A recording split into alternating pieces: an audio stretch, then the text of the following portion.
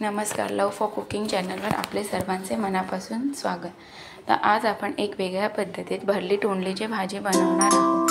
चला तर मग रेसिपीला सुरुवात करू। भरली तोंडली बनवण्यासाठी इथे मी अर्धा किलो तोंडली स्वच्छ धुवून घेतली आहे।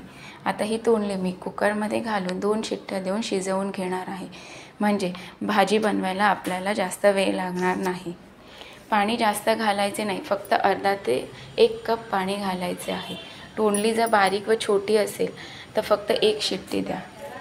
तोपर्यंत तोंडलीसाठी लागणारा मसाला बनवून घेऊ। इथे मी मिक्सरच्या भांड्यात 2 मोठ्या आकाराचे कांदे घेतले, त्याचे मोठे मोठे तुकडे करून घेतले।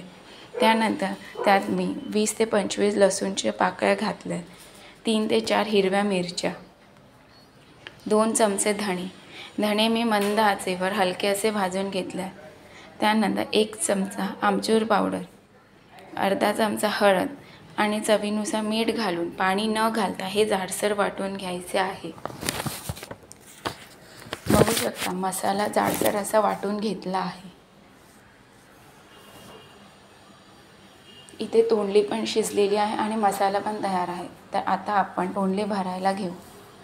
तोंडलीला मध्ये थोडासा चीर देऊन आपल्याला हा मसाला भरून घ्यायचा आहे, जसा आपण भरली भेंडीसाठी भरतो तसाच। तर अशा प्रकारे मी सर्व तोंडल्या भरून घेतले।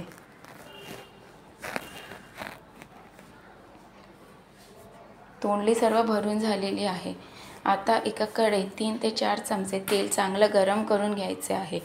तेल चांगलं गरम झाल्यावर या भरलेल्या तोंडल्या आपल्याला कढईत घालून वर झाकण ठेवून 5 मिनिटांसाठी मंद आचेवर वाफवून घ्यायच्या आहेत।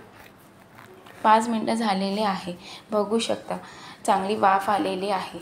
आता ह्याला परत एकदा ढवळून वर झाकण लावून मंद आचेवर 10 ते 15 मिनिटं किंवा तोंडली चांगली शिजेपर्यंत आपल्याला हे शिजवून घ्यायचे आहे।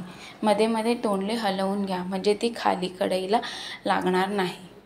बघू शकता तोंडलीची भाजी तयार आहे। तुम्ही ही आंबट तिखट अशी भाजी नक्की करून बघा। आवडल्यास कमेंट करून नक्की सांगा आणि लाईक शेअर करायला विसरू नका। जर सबस्क्राईब केले नसेल तर लगेच सबस्क्राईब करा आणि बेल आयकॉन बटन प्रेस करायला विसरू नका, म्हणजे आपल्याला सर्व रेसिपीचे नोटिफिकेशन येतील। धन्यवाद।